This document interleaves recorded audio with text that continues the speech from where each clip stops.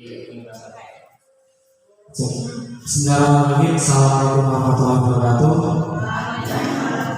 Yang saya hormati Kepala SMP dan Siswa, yang saya hormati Bapak Ibu Dewan Guru swasta pada usaha SMP dan Siswa. Salam damai sejahtera, salam swastiastu, namo buddhaya, salam kebajikan rahayu untuk kita semua di ruang ini. Tadi pun pertama-tama marilah kita semua mengucapkan syukur kepada Tuhan Yang Maha Kuasa, yang mana pada kesempatan pagi menjelang siang hari ini kita semuanya diberikan nikmat sehat jasmani maupun rohani, sehingga kita semua dapat berkumpul di aula di SMP 3 ini tanpa ada suatu apapun. Bapak Ibu sekalian, di sini izinkanlah saya untuk berbagi terkait dengan apa yang sudah saya ikuti dari program Guru Penggerak, di mana pada skala ini sudah sampai modul 1. Nah, sekarang akan saya coba berbagi kepada rekan-rekan semuanya guru SMP 3. Mudah-mudahan apa yang nanti saya sampaikan dapat berguna, terutama untuk kemajuan yang ada, kemajuan pendidikan yang ada di SMP 3 ini. Next. Oke, perkenalan nggak usah ya, kita sama-sama sudah kenal.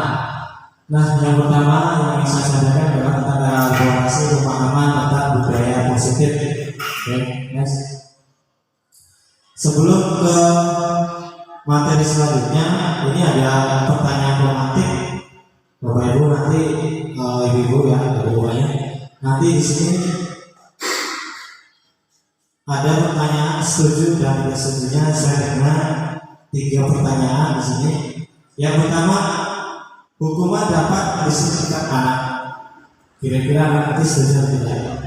Kemudian pemberian hukuman dengan hal positif seperti membaca atau membersihkan halaman sekolah dapat meningkatkan disiplin anak.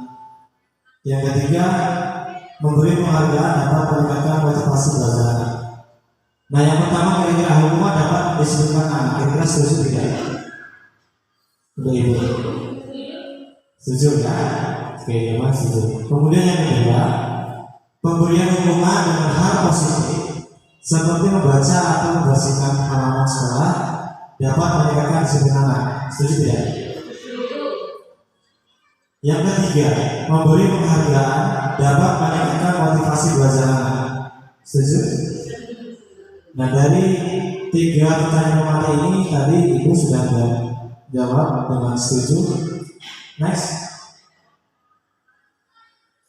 Nah, ini topik yang akan kita bahas pada hari ini. Yang pertama adalah disiplin positif dan menilai kebijakan universal. Yang kedua, teori motivasi hukuman dan penghargaan restitusi. Yang ketiga, keyakinan kelas. Yang keempat, kebutuhan dasar manusia dan dunia berkualitas. Yang kelima, ada posisi kontrol. Yang keenam, ada segitiga restitusi. Yang lanjut. Nah, ini ada sebuah gambaran ya. Di sini perubahan paradigma kegiatan kepala tangan. Di sini umpama kita ataupun bapak ibu sekalian ada A dan B. Anda dan teman Anda maksudnya. Sobekkan secari kertas kecil, kemudian tulis dalam kertas tersebut. Kemudian tulisan tersebut sesuatu yang sangat berharga untuk Anda. Kemudian letakkan salah satu tangan Anda, letakkan di salah satu tangan Anda, dan juga benda sesuatu tersebut dengan segala daya buatlah sebuah kepala. Jadi benda tersebut taruh di kepala tangan ya, sekuat mungkin. Kemudian teman B ini mencoba untuk membuka dengan sebuah tenaga dengan berbagai cara untuk meminta Anda memberikan benda tersebut. Kemudian B bisa berbuat mengancam, menghardik, merayu, menyuap apa saja agar dapat membuka kepala Anda. Jadi Ini sebuah paradigma ya. Kira-kira apa yang terjadi? Umpama Anda, ibu sekalian, sudah menulis sebuah kertas, kemudian disobek, kemudian dipegang di sebuah kepala tangan, dan teman ibu sekalian mencoba untuk membukanya dengan segala cara, baik itu dengan paksaan, baik itu dengan suapan, menyuap, merayu, dan sebagainya. Kira-kira apa yang terjadi? Next. Nah, perubahan paradigma teori kontrol atau teori pilihan, ilusi kontrol. Jadi ilusi guru mengontrol murid, kemudian ilusi bahwa kritik dan membuat orang merasa bersalah dapat mematahkan karakter. Kemudian ilusi bahwa semua penguatan positif, efektif, dan bermanfaat. Yang selanjutnya, ilusi bahwa orang dewasa berpihak untuk memaksa. Jadi itu ya, sebuah perubahan paradigma dari kontrol atau teori pilihan. Next. Nah, sini ada perubahan paradigma stimulus respon teori kontrol atau teori pilihan. Siapa sesungguhnya yang memiliki kontrol? Jadi tadi sesuai dengan paradigma dengan kepala tangan, sini ada stimulus respon. Ya, kita mencoba membuat orang agar berpandangan semua dengan kita, pandangan sama dengan kita. Ya, ada teori pilihannya. Kita berusaha memahami pandangan orang, pandangan orang lain tentang dunia. Kemudian ya, perilaku buruk dilihat sebagai suatu kesalahan. Semua perilaku memiliki tujuan. Kemudian orang lain bisa mengontrol saya. Di pilihannya hanya Anda yang bisa mengontrol diri Anda. Saya bisa mengontrol orang lain. Anda tidak bisa mengontrol orang lain. Kemudian pemaksaan ada pada saat rujukan gagal. Ada pilihan kolaborasi dan konsensus menciptakan pilihan baru. Kemudian model berpikir menang atau kalah.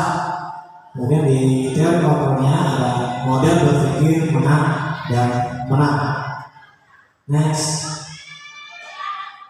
Nah, ini disiplin positif. Ada teori kontrol menurut Dr. William Glasser. Nah, Anda tidak bisa mengontrol orang lain, hanya Anda yang bisa mengontrol diri Anda. Jadi maksud dari kepala tadi adalah yang bisa membuka kepala tadi adalah diri sendiri. Jadi motivasi dari diri sendiri, dari intrinsik ya. Ini maka di sini belajar kontrol diri dengan menggali potensi agar mencapai tujuan mulia, yaitu sesuatu menjadi seorang yang kita inginkan berdasarkan nilai yang kita hargai.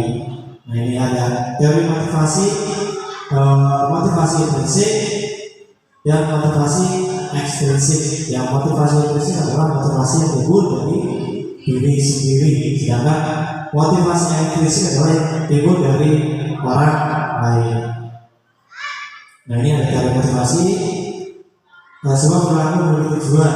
Teori motivasi adalah untuk menghindari hukuman, untuk mendapatkan imbalan, kemudian untuk menghargai diri sendiri, ada nilai-nilai kebijakan universal, dan yang terakhir adalah keyakinan kelas.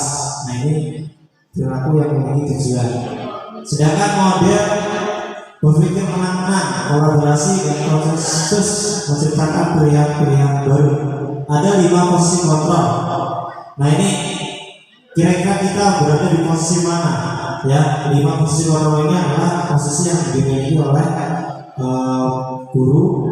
Nah, kira-kira kita di posisi mana? Yang pertama, penghukum. Kira-kira kita bukan, ya. Kemudian yang kedua, pembuat rasa bersalah.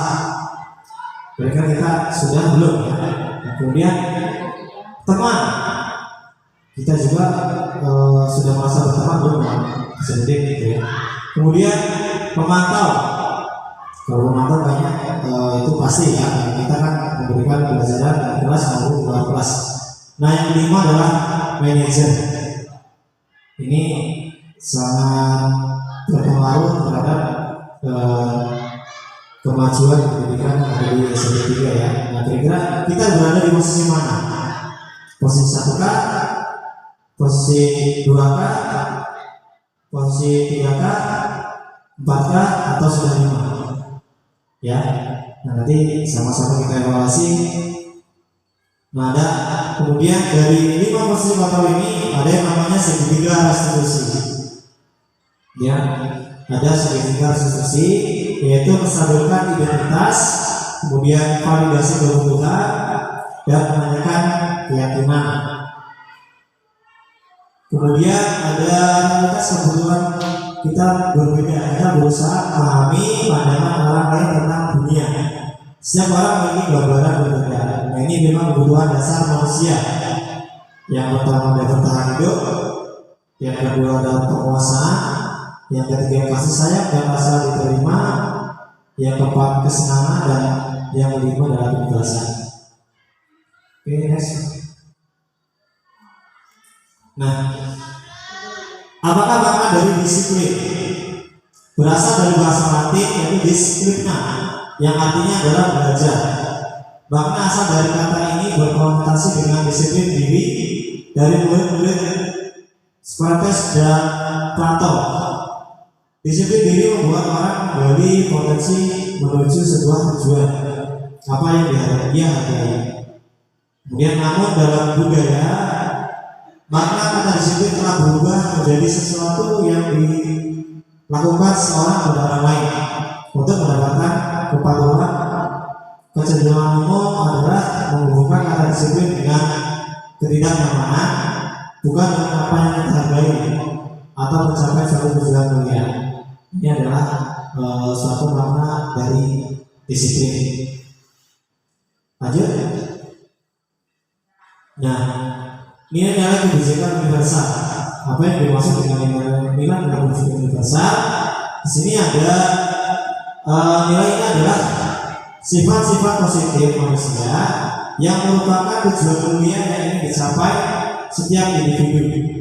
Jadi nilai tersebut bersifat universal dan lintas bahasa, suku, bangsa, agama maupun latar belakang. Nah, kemudian setiap perilaku memiliki suatu tujuan. Ini berdasarkan oleh Dr. William Glasser pada teori kontrol tahun 1984. Dengan mengaitkan nilai kebajikan yang diyakini seseorang, maka motivasi intrinsiknya akan terbangun. Nah, dengan nilai-nilai kebajikan yang ingin dicapai oleh setiap anak Indonesia, kita kenal dengan profil pelajar Pancasila, yaitu beriman, bertakwa kepada Tuhan Yang Maha Esa dan Maha Mulia, kemudian mandiri, bernalar kritis, berkebinekaan global, bergotong royong, dan kreatif. Ini adalah nilai kebajikan yang kita kenal dengan profil pelajar Pancasila. Kalau kita semua pernah dengar, ya, ini adalah nilainya. Ada 1, 2, 3, 4, 5, 6. Ya, lanjut. Kemudian pembahasannya adalah teori motivasi, hukuman dan penghargaan serta restitusi. Nah, ini untuk menghindari ketidaknyamanan atau hukuman, apa yang akan terjadi apabila saya tidak melakukannya. Nah, ini termasuk dari motivasi eksternal ya.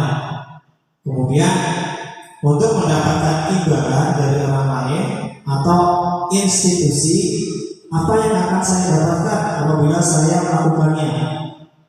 Ini juga motivasi dari eksternal. Kemudian yang ketiga, untuk menghargai diri sendiri, saya akan menjadi orang yang seperti apa bila saya melakukannya. Nah, ini motivasi dari internal atau tujuan sebenarnya positif. Lanjut. Ada yang tahu bahwa ini siapa? Iya, ini adalah bapak saya ya, Ki Hajar Dewantara ya. Di sini ada kalimat merdeka. Seperti yang kita ketahui bahwa sebentar lagi kita semuanya akan melaksanakan yang namanya kurikulum merdeka, ya. Dan informasi bahwa nanti di semester ini, di semester awal tahun ajaran 2023-2024, kita semua sudah melakukan kurikulum merdeka. Menurut Ki Hajar Dewantara, ya, merdeka itu artinya tidak hanya terlepas dari pemerintah, akan tetapi juga cakap buat memerintah diri sendiri. Yaitu menurut dari Ki Hajar Dewantara, arti kata dari merdeka. Nah, ini sama-sama kita telah coba dihukum oleh penghargaan, bahwa penghargaan berlaku sama dengan hukuman, dalam arti meminta atau membujuk seseorang melakukan sesuatu untuk memenuhi suatu tujuan tertentu dari orang yang meminta membujuk. Dorongannya eksternal dan akan ada faktor ketergantungan. Beberapa dampak dari pemberian penghargaan ini oleh Arif Pon tahun 1993. Ini ada pengaruh jangka pendek dan jangka panjang. Kemudian penghargaan hukum, penghargaan mengurangi ketepatan, penghargaan tidak efektif, penghargaan merusak hubungan. Kira-kira menurut Bapak Ibu semuanya setuju tidak kira-kira? Misalnya pengaruh jangka pendek dan jangka panjang dari penghargaan, benar tidak kira-kira? Ada pengaruhnya nggak kalau nanti kita sering kasih penghargaan? Ya, ketika nanti anak tidak dikasih penghargaan, pasti dia akan bertanya kenapa, gitu kan? Artinya anak itu merasa tergantung oleh suatu penghargaan, gitu. Oke. Kemudian penghargaan menghukum, benar tidak kalau penghargaan menghukum? Ada benarnya juga ya, karena dia itu tadi ketika suatu penghargaan itu selalu diberikan oleh peserta didik, kebetulan di sekarang ini kita tidak bisa memberikan penghargaan, karena nanti kan peserta didik akan lagi, gitu ya. Kemudian penghargaan mengurangi ketepatan, karena penghargaan itu juga pasti bukan sesuatu yang memenuhi dari apa yang dapat diperoleh oleh peserta didik. Biasanya kan karena sesuatu yang bisa menambah hanya dari dapat penghargaan. Penghargaan tidak efektif, ya. Kemudian penghargaan merusak hubungan. Nah, ini biasanya ada yang dapat, ada yang tidak. Akhirnya yang tidak dapat merasa iri. Next. Nah, ini dia penghargaan tadi, ya. Nah, penghargaan merupakan kualitas, setuju ya? Penghargaan merupakan kualitas. Kira-kira seperti apa maksud dan artinya seperti ini?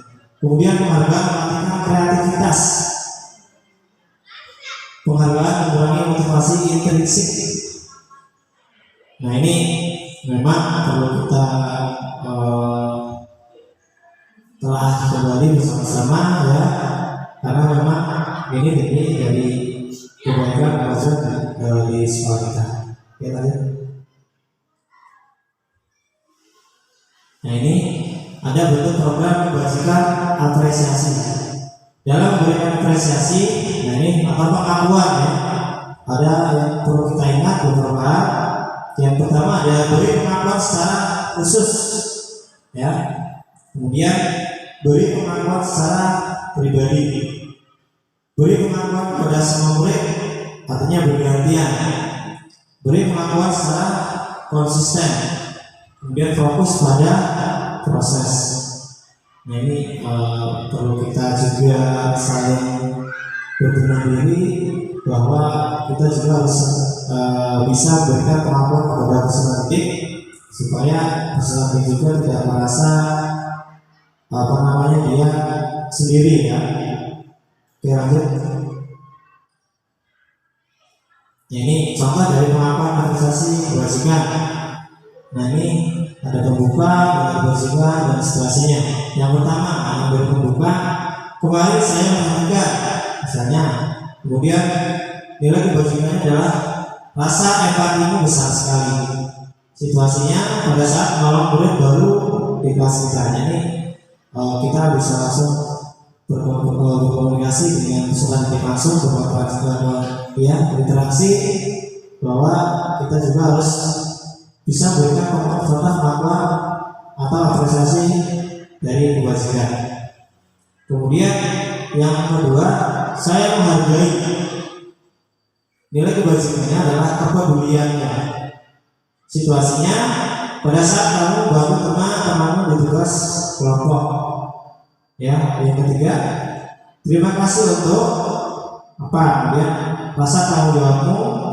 Situasinya adalah pada saat kamu memungut kertas yang berdasarkan di lantai ini, jadi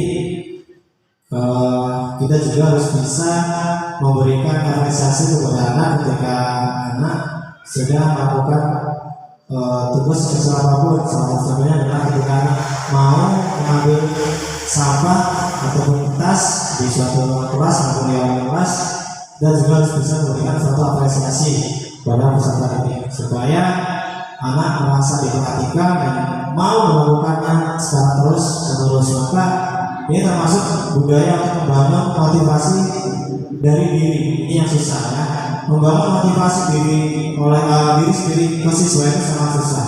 Kalau dari luar memang kita sudah berusaha ya, sudah berusaha memberikan nasihat dan sebagainya ke peserta didik. Cuma untuk memberikan motivasi dari kepada peserta didik ini memang sangat perlu kerja keras ya.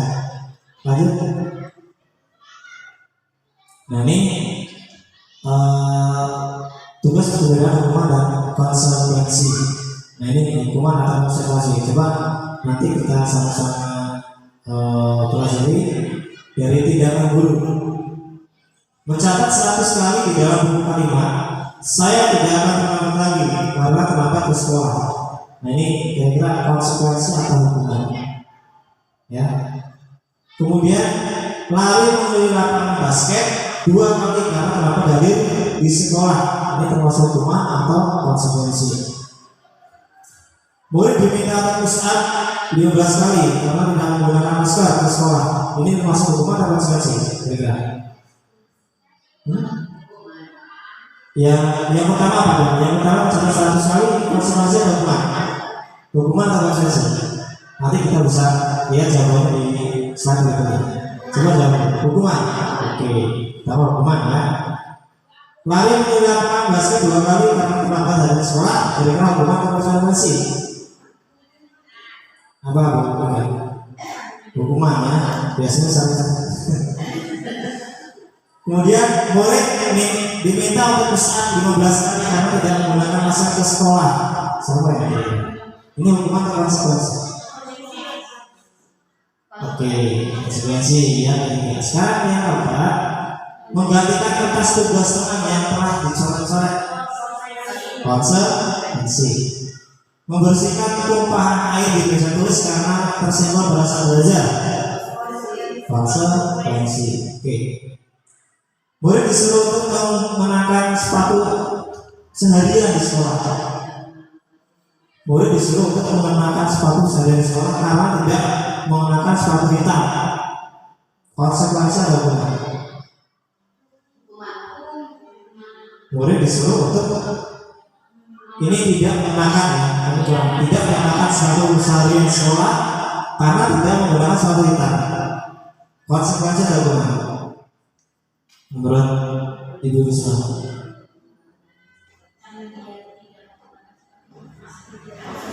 Konsekuensi. Oke, konsekuensi ya. Kemudian lari ke lapangan basket 2 kali karena terlambat 10 menit untuk pelajaran PJOK. Saya sendiri. Konsekuensi. Kita coba tengok jawaban. Ya, inilah tadi. Ya, jadi yang pertama mencatat 100 kali di dalam buku ini termasuk hukuman ya. Kemudian ada melakukan basket 2 kali karena terlambat hadir di sekolah, ini hukuman. Kemudian murid diminta push up 15 kali karena menggunakan masker, ini juga hukuman. Nah ini yang menggantikan tas, ini konsekuensi. Kenapa konsekuensi? Ya karena ya sama dengan yang ini ya, yang lari melintasi basket. Kenapa konsekuensi? Karena sesuai dengan mapel atau bahasanya itu. Kenapa beda dengan yang nomor 2? Ada lapangan 2 kali karena telah menjadi sekolah. Karena mungkin bukan jam PSIOK atau yang lain. Ini belum melakukan hukuman. Nah ini hukuman dan konsekuensi. Hukuman, sesuatu yang menyakitkan harus terjadi.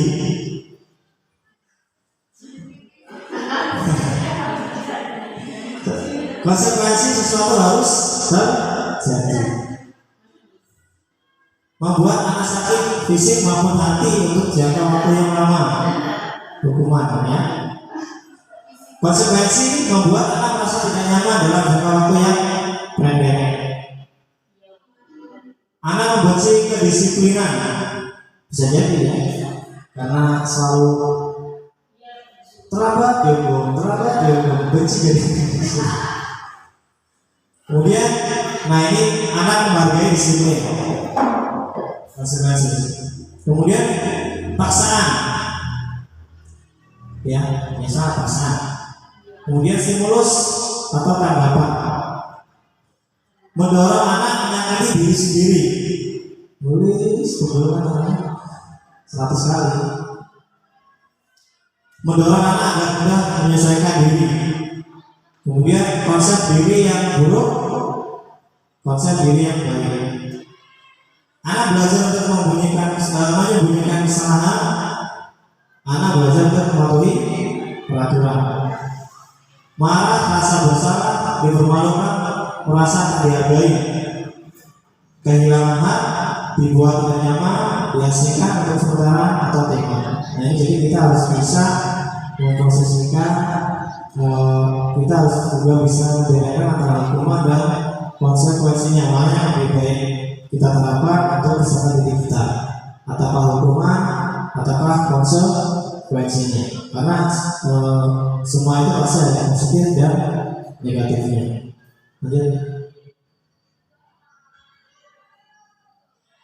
Nah selanjutnya kita setelah kita tadi ke hukuman dan konsekuensi, sekarang restitusi ya. Apa itu restitusi? Restitusi adalah proses menciptakan kondisi bagi murid untuk memperbaiki kesalahan mereka sehingga mereka bisa kembali pada kelompok mereka dengan karakter yang lebih kuat.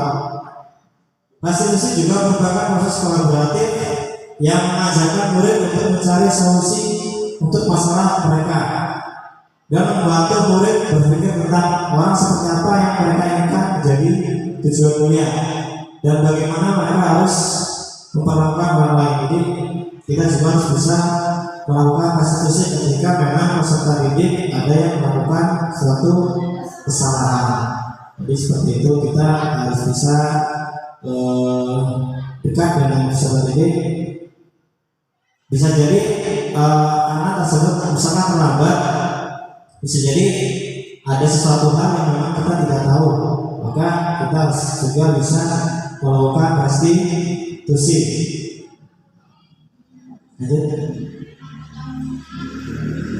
Nah ini ada identitas kedua, hukuman, identitas sukses, disiplin, konsekuensi, dan restitusi. Ini satu contoh misalnya yang pertama, sesuatu yang menyakitkan harus terjadi, sesuatu harus terjadi. Restitusi merupakan suatu pilihan, ya. Kemudian tidak nyaman untuk murid atau anak untuk jangka waktu yang panjang, hukumannya, kemudian konsekuensinya. Tidak nyaman untuk murid dan anak untuk jangka waktu yang pendek. Kemudian restitusinya menguatkan untuk murid anak dalam jangka waktu yang panjang. Nah, ini adalah dari hukuman, konsekuensi, kemudian restitusi. Nah, ini hukuman bermaksud negatif, konsekuensi netral, sedangkan restitusinya adalah kegiatan yang positif. Lanjut. Selanjutnya adalah ciri-ciri restitusi. Yang pertama, bukan untuk menebus kesalahan, namun untuk belajar dari kesalahan. Ya. Kemudian memperbaiki hubungan. Yang ketiga, tawaran bukan paksaan.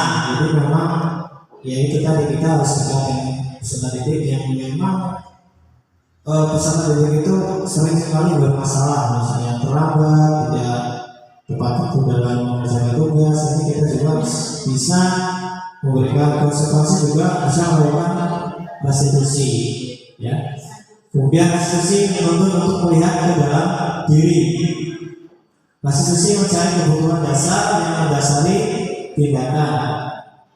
Restitusi diri adalah cara yang paling baik. Restitusi fokus pada karakter bukan tindakan. Kemudian restitusi fokus pada solusi. Restitusi mengembalikan murid yang berbuat salah pada kelompoknya. Oke, lanjut. Nah, ini keyakinan kelas, Bapak sekalian ya. Saya sudah coba beberapa minggu yang lalu di awal bulan Januari di pembelajaran pada tahun ajaran yang kedua, saya juga membuat suatu keyakinan kelas pada kelas yang saya ajar. Kejawabannya nanti Bapak Ibu sekalian bisa dicoba di kelas masing-masing ketika pelajaran sesuai dengan apa yang disampaikan. Nanti coba buat suatu keyakinan kelas. Diharapkan dengan keyakinan kelas ini peserta didik dan kita ketika melaksanakan pelajaran itu lebih nyaman, lebih baik. Artinya tidak ada lagi yang dengan dasar paksaan ataupun suatu hukuman gitu misalnya. Mengapa kita memiliki peraturan harus menggunakan helm bila dari dalam roda ini ya, mengapa tidak peraturan saja, mengapa harus menggunakan kelas? Jadi yang kami mengapa kita memiliki peraturan harus menggunakan helm bila dari dalam roda 2? Ini suatu pertanyaan ya. Kemudian mengapa kita memiliki peraturan 3M, menggunakan masker, mencuci tangan, menjaga jarak 1,5 meter. Kemudian mengapa kita memiliki peraturan harus datang tepat waktu pada saat mengikuti pelatihan. Nah, untuk mendukung motivasi intrinsik kembali ke nilai-nilai keyakinan tadi ya, lebih menggerakkan seseorang dibandingkan mengikuti serangkaian peraturan. Ini kan kalau misalnya yang pertama pakai helm biasanya sering dibilangin pakai helm kan, kalau di Satlantas juga. Kemudian yang 3M, kita juga kalau di sekolah pada tahun yang lalu ketika pandemi kita selalu memberikan perintah kepada anak untuk 3M ya, karena peraturan tadi.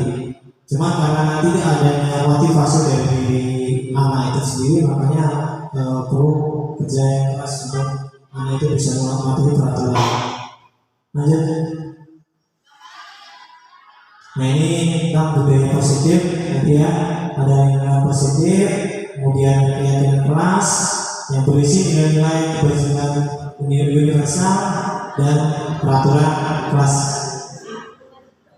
Lanjut.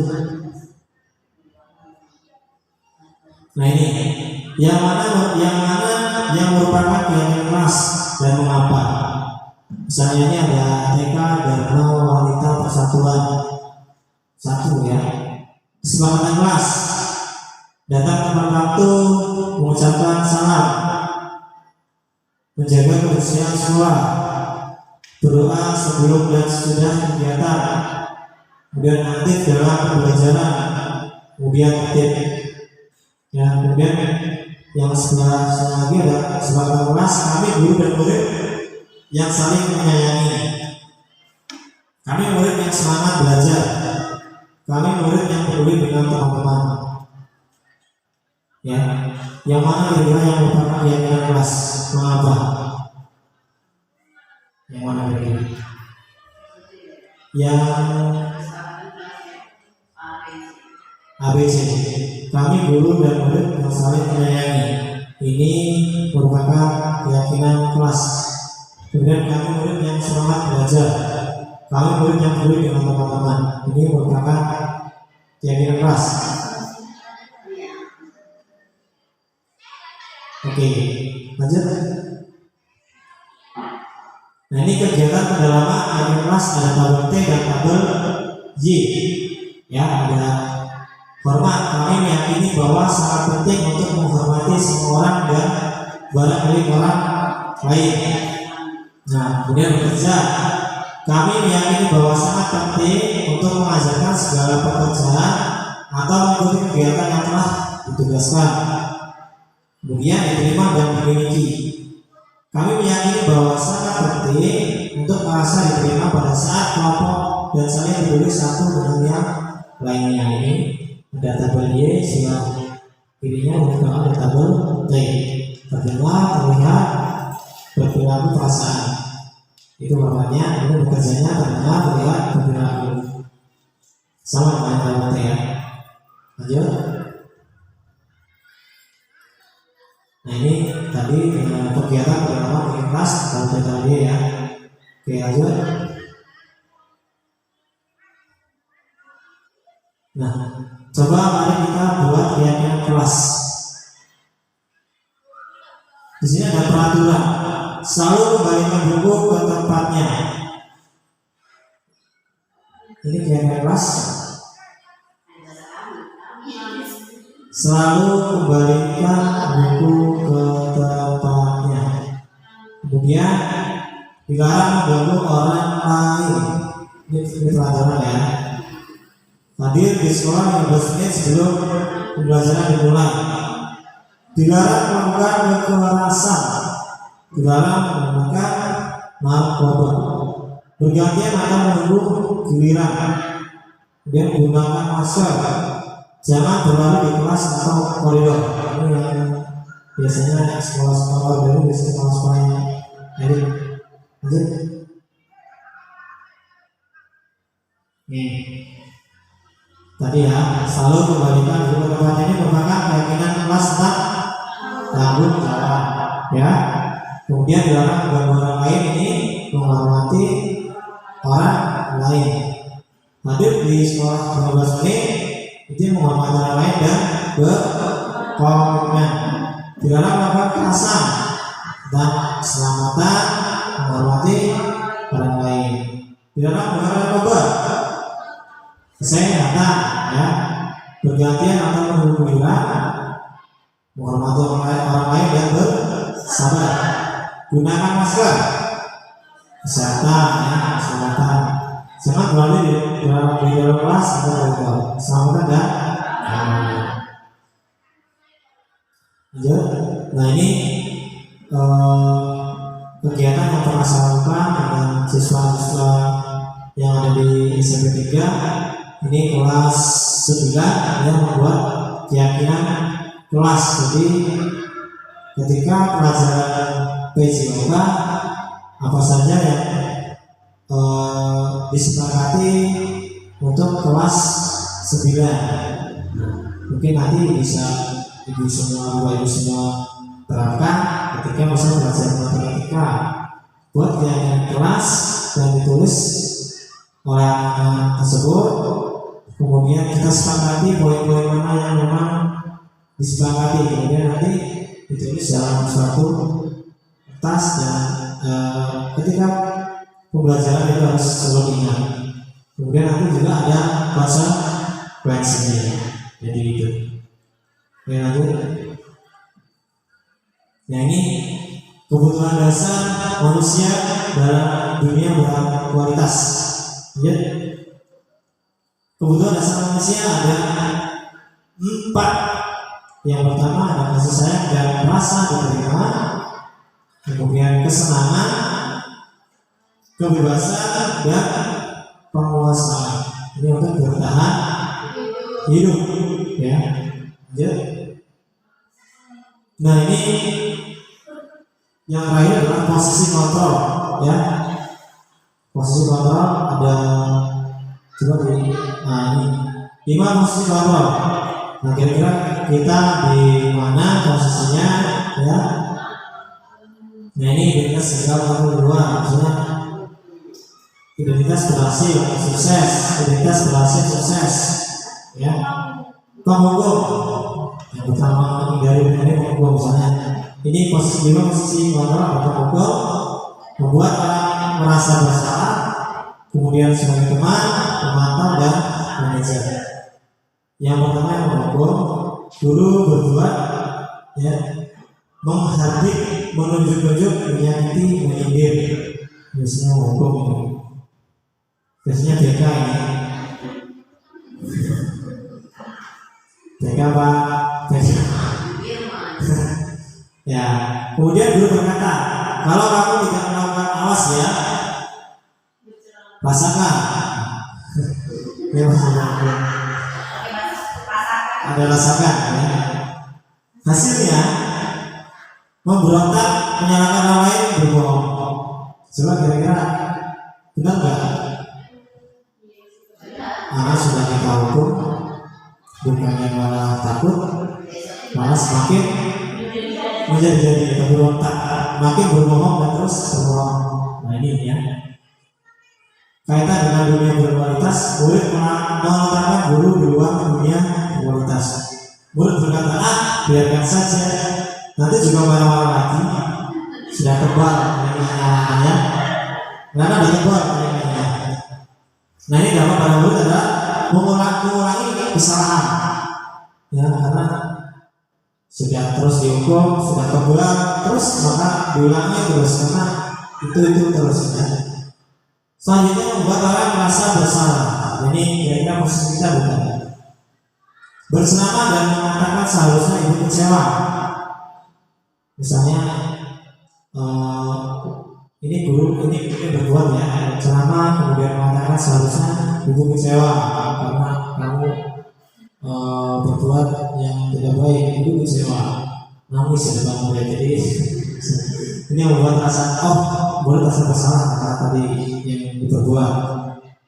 Kemudian guru berkata, kamu seharusnya sudah tahu ibu lelah sekali, mengatakan ibu stres. Nah, misalnya stres menghadapi kamu itu. Dia nggak tahu gimana lagi.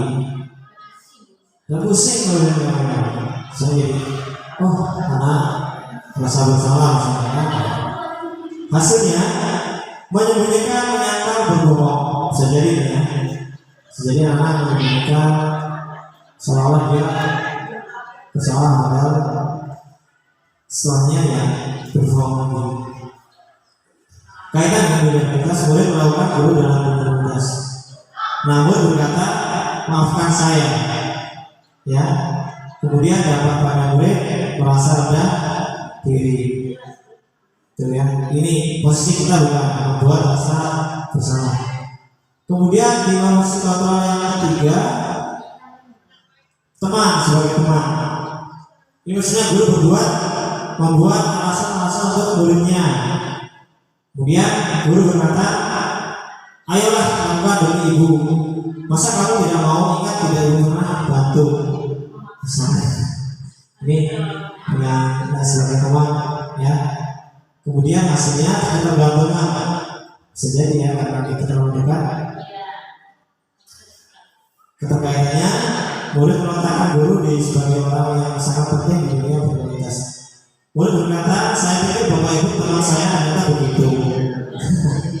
Kita dia karena terlalu dekat, ketika tidak dikasih suatu penghargaan, dan saya pikir itu teman, ternyata begitu. Dapat pada murid lemah, tidak mandiri, tergantung itu karena terlalu dekat itu posisi teman. Nah, kemudian pemantau. Guru berbuat menghitung dan mengukur. Mantap hitung itu. Guru berkata, apa peraturannya? Misalnya, tadi sudah dibuat kesepakatan, tinggal dipantau. Peraturannya apa? Kamu telat, apa peraturannya? Dan konstitusinya apa? Hasilnya menyesuaikan diri biar diawasi. Ini kan pas diawasi pasti dia. Kalau kita sudah tidak mengawasi lagi ya berbuat lagi. Kemudian murid berkata, berapa banyak bintang yang saya harus peroleh? Berapa halaman yang harus saya tulis? Ya. Lalu pada murid menitip keberatan pada sanksi atau hadiah untuk dirinya. Ini dari sisi pemantau. Nah, yang posisi orang lain adalah manajer. Ya. Guru berdua mengajukan pertanyaan. Kemudian guru berkata, apa yang kita yakini, apa yang bisa kita kerjakan untuk memperbaiki masalah ini? Kira-kira seperti itu ya. Hasilnya menguatkan pribadi. Kaitan dengan dunia kertas adalah murid meletakkan diri sebagai individu yang positif dalam dunia berkualitas. Kemudian murid berkata, bagaimana caranya saya bisa memperbaiki keadaan? Kemudian dalam murid mengevaluasi diri, bagaimana cara memperbaiki dirinya. Ini yang kita harapkan adalah mungkin yang lebih baik adalah manajer ya. Jadi murid bisa membuat satu negara bagaimana cara saya bisa memperbaiki keadaan. Mungkin kita lebih dekat dan kita jangan sampai murid merasa takut gitu ya. Ya lanjut. Nah ini ada tugas pertanyaan-pertanyaan misalnya. Saya kecewa sekali dengan kamu. Siapa yang mengatakan misalnya itu membuat orang merasa bersalah. Kemudian kamu tidak pernah benar melakukannya. Ini menghukum. Ayolah lakukan demi ibu bapak.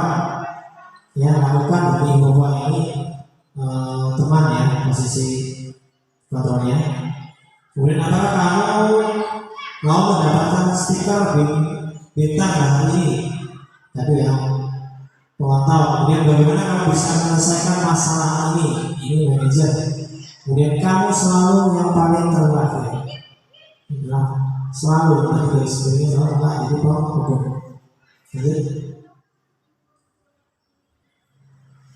Nah ini bergerak antara peraturan, pemantau, konsekuensi atau hadiah, nilai-nilai manajer perbaikinya.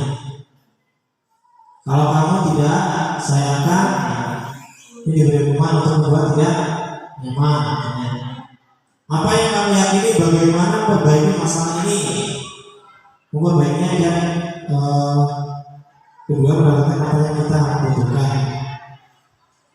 Oke, lanjut. Yang terakhir adalah segitiga restitusi. Nah, ini sebuah kabar tentang segitiga restitusi. Ya, validasi kebutuhan, menstabilkan identitas, kemudian menanyakan suatu keyakinan. Kamu tentunya alasan kenapa melakukan itu. Ini validasi kebutuhan. Kemudian adakah cara yang lebih efektif untuk mengatakan apa yang kamu butuhkan? Sebuah validasi yang menstabilkan identitas kenyamanan. Yang setiap orang pasti pernah melakukan kesalahan. Misalnya waktu tadi ada yang melakukan kesalahan, kita coba bicarakan dengan baik.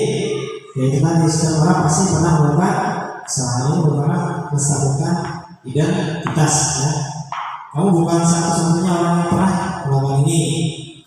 Kemudian yang menanyakan keyakinan, nilai-nilai apa yang telah kita sepakati. Jadi ketika nanti Bapak Ibu sudah membuat kesepakatan kelas, maka perlu ditanyakan jika ada yang melakukan suatu kesalahan. Kamu ini menjadi orang yang seperti apa? Ya, oke lanjut. Nah ini untuk yang stabilitas untuk membuat anak yang merasa gagal karena membuat salah menjadi positif terhadap dirinya. Jadi misal guru berkata berbuat salah itu hal yang manusiawi. Tidak ada manusia yang sempurna. Bapak Ibu juga buat salah. Kita pasti bisa menyelesaikan permasalahan ini. Bapak Ibu tidak tertarik untuk mencari tahu siapa yang benar, siapa yang salah. Bapak Ibu lebih tertarik untuk menyelesaikan masalah. Kalau kamu menyalahkan dirimu sendiri terus menerus, apakah kamu bersikap baik pada dirimu sendiri? Ini adalah kegiatan untuk menstabilkan identitas. Lanjut. Kemudian validasi kebutuhan, membantu murid mengenali basic kebutuhan dasar yang ingin dipenuhinya. Kita melakukan kesalahan itu. Pada dasarnya setiap tindakan manusia tujuannya adalah memenuhi basic needs. Apakah itu power, fuel, love and belonging, fun atau survival. Misalnya guru berkata, kamu bisa saja melakukan hal yang baik buruk, tapi kamu tidak melakukannya kan? Kemudian kamu pasti punya alasan mengapa melakukannya. Apa yang penting bagi kamu? Nah ini. Apakah kamu bisa melakukan dengan lebih baik besok pagi? Ini merupakan dari validasi kebutuhan. Lanjut. Yang ini menanyakan suatu keyakinan. Ya, anak terlihat kesalahannya berhubungan dengan norma sosial keyakinan adalah yang mendasari manusia berinteraksi dengan orang lain. Ini guru berkata, apa nilai yang kita percaya di kelas atau sekolah kita? Nilai-nilai universal apa yang telah kita sepakati? Kelas yang ideal itu seperti apa sih? Kemudian kamu ingin jadi anak yang seperti apa? Apa yang kamu rasakan ketika kamu melakukan itu? Kamu menjadi orang yang seperti apa? Ini misalnya ada sedikit yang melakukan kesalahan, ditanyakan apa keyakinan yang sudah kita sepakati, ya? Apa masalah yang apa kamu ingin jadi anak yang seperti apa? Misalnya. Lanjut. Kemudian intervensi 30 detik, ya. Intervensi ini bisa membantu murid kembali ke tujuan semula dengan cukup singkat, dengan cara konfrontatif. Pertanyaan-pertanyaan yang diajukan biasanya ditemukan oleh seorang pemantau dan manajer. Nah, jadi anak berikan suatu intervensi selama 30 detik. Apakah kamu betul lebih baik? Ya, kita tunggu selama 30 detik. Apakah saat ini kamu sudah menjadi orang yang sedang kamu inginkan? Sudah tidak. Kemudian dan seterusnya. Apa yang kamu inginkan? Peraturannya apa? Apakah tugas kamu saat ini? Kira-kira seperti itu. Lanjut. Nah, refleksi. Hal baru apa yang mengubah paradigma saya yang saya dapatkan? Ini ya. Perasaan apa yang muncul selama mengikuti sesi ini? Kemudian khususnya mengenai makna disiplin dan motivasi prinsip. Peran seperti apakah yang saya telah lakukan selama mengikuti ini? Jadi untuk diri saya dan kira-kira nanti seperti apa apa yang saya sampaikan. Kira-kira peran apa yang sudah kita miliki dari komposisi kontrol tadi? Apakah kita pengikut atau sebagai teman, kemudian memantau atau manajer? Nah itu ya. Oke, terima kasih. Jadi mungkin itu yang bisa saya sampaikan terkait dengan kegiatan yang sudah saya lakukan di modul 1 ini di program Guru Penggerak. Mudah-mudahan ini dapat bermanfaat bagi semuanya, terutama untuk kemajuan siswa-siswi yang ada di sekolah kita, yaitu di SMP Negeri Bernadi, SMP 3 Bernadi Suwok. Amin ya. Bapak Ibu, sebelum saya tutup ada yang mau ditanyakan? Silakan kalau mau yang ingin ditanyakan. Kira-kira kita sharing bagaimana yang memang bisa kita lakukan demi anak didik kita terutama ya.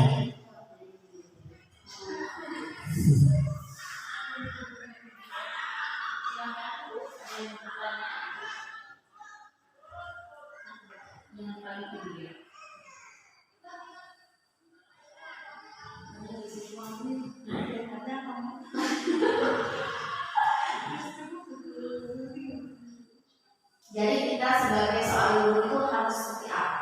Nah, oke. Oke, pertanyaan dari Ibu. Jadi kita sebagai seorang guru harus seperti apa? Memang sesuai dengan apa namanya yang disampaikan oleh Bapak kita yaitu Ki Hajar di adalah sebagai guru adalah menuntun, mendidik ya peserta didik kita.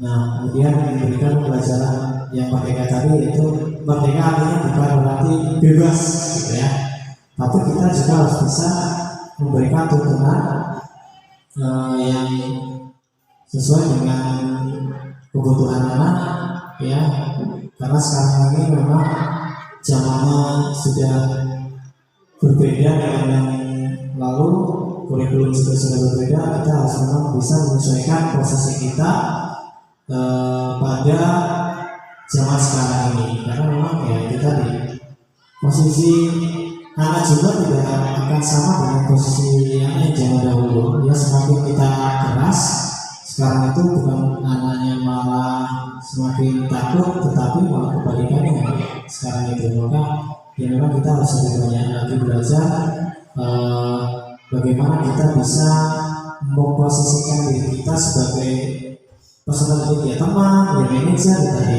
ya. Dan yang jelas anak itu tidak merasa takut dan tidak merasa ingin berbuat sesuatu lagi dengan hal yang negatif. Itu memang itu berat kita sebagai guru pada zaman sekarang ini ya. Mungkin itu Irma.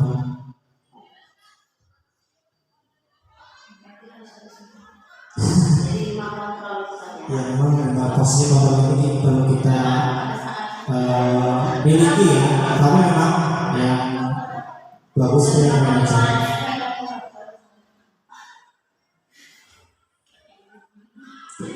Coba bagusnya. Oke, kalau cukup apabila tadi dari penyampaian yang saya sampaikan terdapat kekeliruan atau kurang yang mana kepada ibu semuanya, saya pribadi mohon maaf yang sebesar-besarnya. Saya ini buat teman-teman Hidayah. Assalamualaikum warahmatullahi wabarakatuh.